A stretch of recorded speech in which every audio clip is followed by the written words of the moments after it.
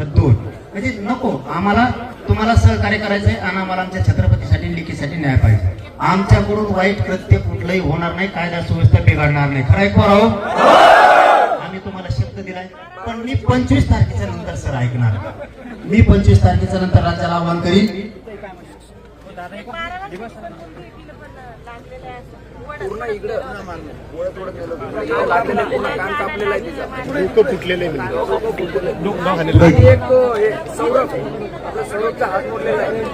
दगड टाकून जीव मारण्याचा प्रयत्न सत्य त्या कलमा घेतल्या नसतं तर ते घ्यावं लागतील. व्हिडिओ मध्ये असं दिसतं थांबरे, मला ते व्हिडिओ मध्ये सगळं असं दिसतं की इथं पोलीस बंद होते काही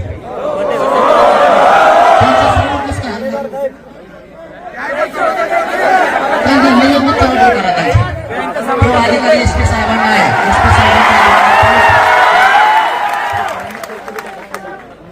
त्यांच्या चौकशीचे आदेश दिले, त्यांच्या चौकशीचे आदेश दिले एस पी साहेबांना असं ते म्हणतात.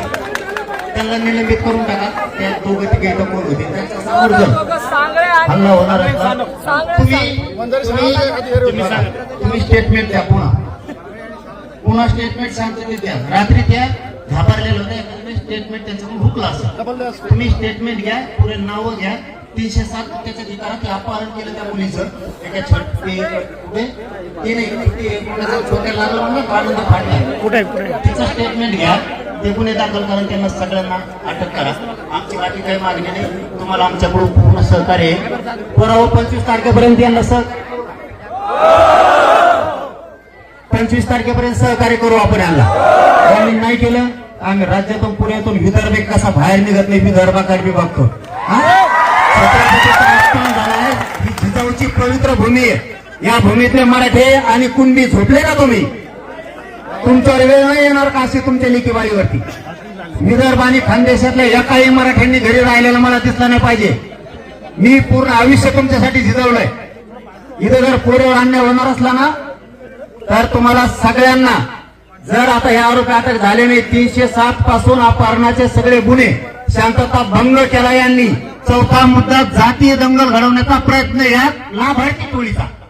पण आम्हाला जातीय दंगल होऊ द्यायची नाही, तर यांच्यामुळं गोरगरिबावर अन्याय व्हायला नको. कारण यांच्या सुद्धा गोरगरीब काही लई चांगले लोक आहेत. हे असल्या स्वार्थी लोकांमुळं आणि ती कानाला ते लागले दुसरी कोणची आहे तिचे पण स्टेटमेंट आहे. तिचं अपहरण केलं, घाबरायचं कोणी नाही. मी तुमच्या माग आहे सगळ्यांच्या. आणि कसे स्टेटमेंट घेतले मी गाडीत बसलो की मुख्यमंत्र्याला बोलतो. मी रात्री पालकमंत्र्याला सांगितलंय, तुमचे प्रतापराव जाधव साहेबांना सुद्धा रात्री सांगितलंय, तुमच्या भूमीत अशी घटना होत असली तर आम्ही शांत बसणार नाही. एसपी साहेबांना बोललो, तांबे साहेबांना, कोकळे साहेबांना बोललो. त्यांनी सांगितलं सगळ्यांवरती गुन्हे दाखल होऊन सगळे अटक होतील. आता मला यांनी सांगितलं 21 जण अटक झाले. साबरे पळून गेले दिसत ओरिजिनल आवलातच ना राहिली. आणि जे लाभार्थी नाही जे टोळीतले ते गटले हे चाबरे पळून गेले, लवकर सापडत नाही. ते होईल ना. आपण सगळ्यांनी 25 तारखेपर्यंत विश्वास ठेवायचा का पोलिसावर? वेळ दिला पाहिजे. काम करणाऱ्या अधिकाऱ्याला वेळ दिला पाहिजे.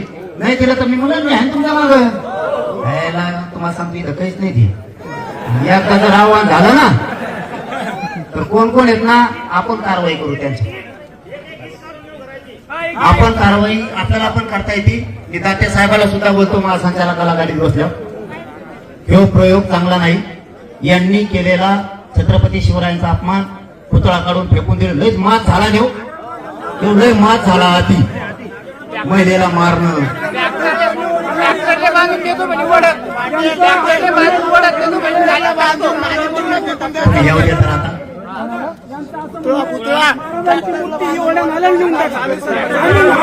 अरे पोलिसांवर विश्वास ठेवा. ही पुतळ हलणार नाही का कधी.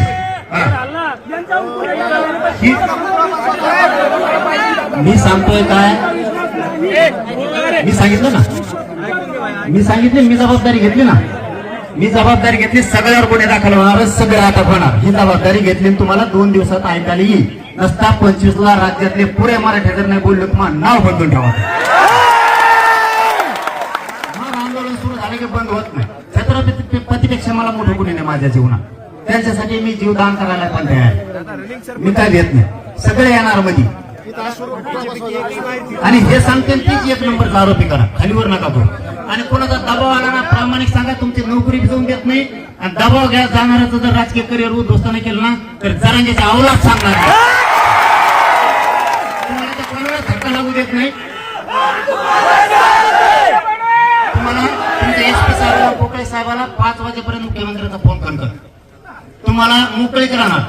जसे संतोष भाई देशमुखांच्या प्रकरणात पोलिसांना कोमल साहेबाला मोकळीक होते काम करायचे, तशी मोकळीक मिळणार. कोमल साहेबाला सुद्धा आता महादेव मुंडेच्या प्रकरणात मोकळीक आहे.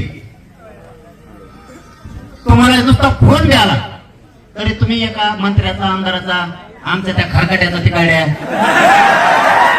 कुणाला फोन द्याला एसपी नाही उद्या कुणाला फक्त मला कळवा. तुमच्या मागे आम्ही राहू. सगळा समाज तुमच्या पाठीशी. ग्रामपंचायत बरखास्त करा आणि त्याला जाऊन द्याल मध्ये ग्रामपंचायत चांगल्या चांगल्या धुल्या उलट झाल्या सरपंच झालंय तिकडे एकदाच नादी लागलं तो आकडे तिकडे झालंय. त्याच मग काढा की डोळा दिसतो माझ्या नादी लागणं एवढं सोपं नाही. मी त्याला सांगितलं होतं तू माझ्या नादी लागू नको. आणखीन मी सांगतो आता चिखला गावात तुपले लोक तू आवरेव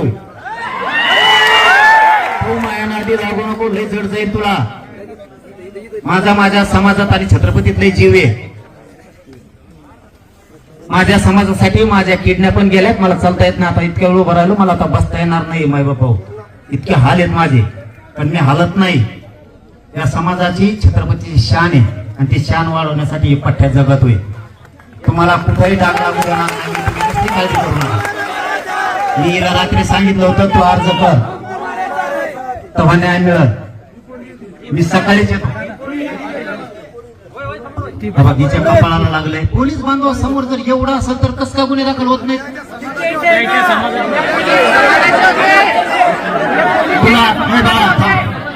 मला विचारू द्या कोण सानं फानत काय नाही सगळ्यावर गुन्हे दाखल करा. तर पोलिसावर सुद्धा सोडू नका यांना. हे जर आहे बाळा तुला खरं बोलायचं फक्त एक शब्द बोलायचा नाही. मी खऱ्यासाठी काम करणार. तुला 2-3 घंटे कोणी पळून नेलतं का? छोट्या पोरी नेलतं का? हे कोणी मारलं तुला? मोबाईल सरपंच आणि सरपंचाच्या बायकोनं मारलं म्हणते. लेकरू लेकरू हे देव असतं म्हणते. काय हरामखोर. त्यामुळे त्याच्यावरती घेऊ म्हणजे जीव मारण्याचा प्रयत्न डोक्याला. इकडून मानव सुद्धा त्यांना नरड दाबायचं होतं. नरड दाबून हे पुरे नका लागलेले. मला जर हे गुन्हासाहेब झालेला नाही दिसला तर मी 25ला कोणाचं हे ऐकणार नाही. मी जर काय हातात घेतला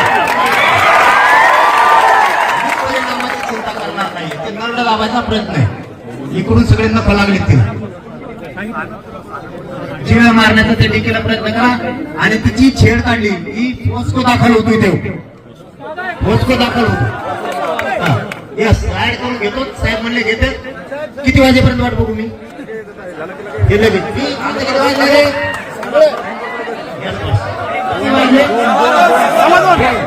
6 वाजेपर्यंत कर्माची वाट बघतो. अरे तुम्ही सगळ्या जण समाजाचे पोलीसवाले सुद्धा हजर होते असं प्रत्यक्षदर्शींचं मत आहे. मग मी सांगतो तुम्हाला. मी सांगतो त्यांनी काय का मी सांगतो त्यांनी काय का या पोरीनं यांनी सगळ्यांनी साहेबांबरोबर आणि ताईंबरोबर जाऊन तुम्ही तुमचे स्टेटमेंट आता मी गेलो की लगेच द्या. लगेच इथंच हा इथंच काय बाजूला पुढे खोलीत बसा. जमन नाही इथंच पोलीस स्टेशनला द्यायचं. काय करायचं तुम्हाला अधिकार येत नाही. इथं एखाद्या खोलीत बसवा 2-4 जण. त्यांना बुळबुळ करायची नाही. कुणी बाकीच्या पोरांनी पोलिसांना लेव द्या. सगळे जण तुमच्या गावातल्या 2-3 हुशार कोण आहेत ते त्यांच्यासोबत फक्त बसा. आणि ज्यांना लागले तक्रार आहेत ते पाय मोडलेले ताई हे सगळे एका जागेवर बसा आणि तुमची तक्रार द्या. सगळ्यांवरती पोस्को पासून 307 जीवे मारण्याचा प्रयत्न करणे हे सगळे गुन्हे दाखल होणार. मी 7 वाजेपर्यंत वाट बघतो. नसता मी 25 तारखेची घोषणा करून टाकतो. कारण महाराष्ट्रातून आम्ही झालो बेजार, तुम्हाला आमचं पण सांगतो. गपरे, तुला त्याच्या पुढे काही येतच नाही का? आम्ही झालो बेजार, तुम्हाला खरं सांगतो. रात्रभर फोन आहे आम्ही कधी यायचं म्हणून. पण SP साहेबांशी बोलणं झालं म्हणून मी प्रामाणिक सांगतो, मी काही लपून ठेवत नाही. ते म्हणले, ते तर असं म्हणत होते उलट 2-3 दिवस येऊच नका म्हणलं. 2-3 दिवस नसतं जमत मग आपलं. मी आजच जाणार. माझ्या लिकेला आज त्रास झालाय, माझ्या छत्रपतीला आज त्रास झाला, मी आजच जाणार. महाराष्ट्रातून फोन येतात आम्हाला, त्या चिखल्याला यायचं. चिखल्या का चुकल्या काय इथं यायचं म्हणे आम्हाला. म्हणलं तुम्ही थांबा, मला परिस्थिती बघू द्या, ऐकू द्या. नाही जर मागण्या मान्य झाल्या, गुन्हे दाखल झाले, तर आपण सगळे चिखलाला जाऊ. म्हणून शांत झाले. नाही तर रातभर फोन उचलून आमचा असा फेस पडलाय. नुसत्या गाड्या, कुणी म्हणतात पिकअप रेडी झालं, टेम्पो रेडी झाला. मी मोटरसायकलवर रेडी आहे, मग आपल्या 3ही गाड्याला बाहेर काढा. आणि मला ऊस तोडायला जायचं नाहीये, ट्रक भरायला मी लावली नाही, ट्रक भरूनच माणसं म्हणतो. म्हणजे रिअल सांगतो, माझ्या जीवनात मी कधीही खोटं बोललेलं नाही. आम्ही सांगितलं सगळे शांत राहा. जर तांबे साहेबांनी आणि कुकळे साहेबांनी शब्द दिला, एकही याच्यातून सोडला जाणार नाही, एक पण. म्हणून मग मी शांत राहिलो. तुम्ही पण शांत राहा, शांततेच्या भूमिकेत सगळे राहा. नाही झालं 25ला पुन्हा येऊ ना. कुठं चाललंय? मी बी कुठं जात नाही, तुम्ही नाही, ते पळून गेलेले कुत्रे नाही. जात नाही. फक्त त्यांना जे घडवायचं ते आपल्याला घडवायचं नाही, त्यांना घडायचे जातीय दंग. कारण त्यांच्या सुद्धा गरीब लोक लय चांगले आहेत. काय ते उदाहरण सांगतो आणि मी थांबतो. आता मी घरून निघायच्या अगोदर सांगळे आणि अरे तुमचं नाही आपलं सांगतोय. सांगळे आणि काय घुले. सांगळे आणि घुले नावाचे महिले सहित आंतरवालीला माझ्या घरी आले. त्यांनी सकाळी दारात रडत होते. मी उठायला मला उशीर झाला, कारण आम्ही 4 वाजेपर्यंत जागे होते. त्यांनी सांगितलं की आमचा ऊस जाऊ द्यायना. कोण? सान कराड कोणचा कोण बोचाचा. आणखीन त्यांनी आमच्या रस्त्यावरती JCB लावली, 7 फुटाचा खड्डा केला आणि त्या खड्ड्यात त्या बाईला टाकलं, सांगळ्याला. आणि 2-3 मुलं आहेत तिचे, ते धरून आणले त्या खड्ड्यात टाकले. वरून JCB नाही, माती लोटायची आणि बुजून टाकायची. का? हिचा ऊस जाऊ द्यायचा नाही आणि ते वावर आम्हाला विकत घ्यायचे. बघा यावला त्यांच्या जातीतल्या ना. ते सकाळी आले, तुम्ही मायबाप व्हा म्हणे, आमचे न्याय मिळाला पाहिजे. आमचे DYSP धुमाळ साहेब, त्यांना फोन लावला, म्हणलं ह्या घरी टेंडराला न्याय द्या. ही माऊलीले रडायला लागली. DYSP साहेबांनी तिथून गाड्या पाठवल्या आणि आता तिचं ऊस जाणार आहे का जातीवादी. आणि जर जातीवादी असतो ते माझ्या दारात आलेच नसते. म्हणून ते सगळे जिरवतो आम्ही. तुम्ही काळजी करू नका. आपण DYSP साहेब आहेत, त्या ताई आहेत, तांबे साहेब आहेत, कुकळे साहेबांवरती आजपासून विश्वास ठेवू. 25 तारखेपर्यंत सगळे गुन्हे ऍड होते. तुम्ही स्टेटमेंट द्या. मी दाते साहेबाला, महासंचालक साहेबांना लगेच बोलतो, तुम्ही फक्त स्टेटमेंट सगळे द्या. तुम्ही कोणी शांत राहायचं नाही. सगळे FIR होणार, सगळे अटक होणार. त्यांचं नाव पथक पाठवले का लय लांब जातात बरं. ते लय लांब जाते, ते इथं राहतच नाहीत. ते असं इतके फेकट धावण्याच येत नाही. ते इथं थांबतच नाही. काहीतरी गोळगोळ इकडे गोटा आणते, तिकडे खडा आणते, पाण्याच्या बाटल्या आणते, टोपणं आणते देशीचे, आणि पळून दुसऱ्या राज्यात जाते. आणि यांनी ते नेते त्यांचे 2च आहेत. लाभार्थी टोळीने त्या 2 नेत्याच्या आणि त्या काही त्यांच्या चांगल्या जातीच्या इतकं मळ आणलंय ना आता, हे त्यांचं सुद्धा ऐकायला तयार नाही का. त्यांचं पण यांनी त्या दोन्ही नेत्याला बरबाद केलं आणि आता जातीला बरबाद करायला निघाले. हे सत्य, पण ते नाकारीत आहे. बाकीची टोळी नुसती ती आता ते फक्त लिहायच्या कामात राहिले. हळूहळू सगळे मोक्यात घालतो ना. यांना ठोक नाही. आता यांनी इतका अन्याय केला ना. त्या नागपूरच्या, मी जातीवादी असतो, ती माऊली माझ्याकडे आली असती नागपूरची, ती ब्राह्मण समाजाची, देवेंद्र फडणवीसची सगळे सोयरी, थेट अंतरवाली, इथं तिथं नाही. तिलाच पैसे लुबडलं धान्याने. किती खातोय काय खातोय. जरा केळ खाय ना तिकडे, थोडे गोटे खाय. केळा म्हणजे हे केळा आपला आजर भाई, अकबर भाई त्यांच्याकडे असते ती. नुसता पैसे खातो. त्या माऊलीचा नवरा गेला हो पोलीस मध्ये. इतका ताप दिला जो यांनी, ती सांगते मी नाही सांगत, त्याला बेन स्ट्रोक खलास, इतकं टेन्शन दिलं. 17 लाख सुद्धा सोडीला जो आहे. काय करतात प्रॉपर्टीचं? त्यांनी पैसे कमवून ते सरमाड्या का खरमाड्या कोण होता ते जेलात घातला, संतोष देशमुखांचा खून करणारा. त्याला सुद्धा पैसे कमीले, त्यांनी खाल्ले येणे, जेलात गेलं ती. त्याची बायको एकीकडे, पोरं एकीकडे. तिचे पोरं बेंगलोरला पळत, कुंकड पळत, ती एकटीच घरात. तिने बोललं पाहिजे, माझ्या नवऱ्याचा कसा घाणीने वापर केला, तिने बोलायला पाहिजे. तिने आशेवर जगू नये, ते सुटत नसतं आता, ते सांगूनच बाहेर येत असतं आता,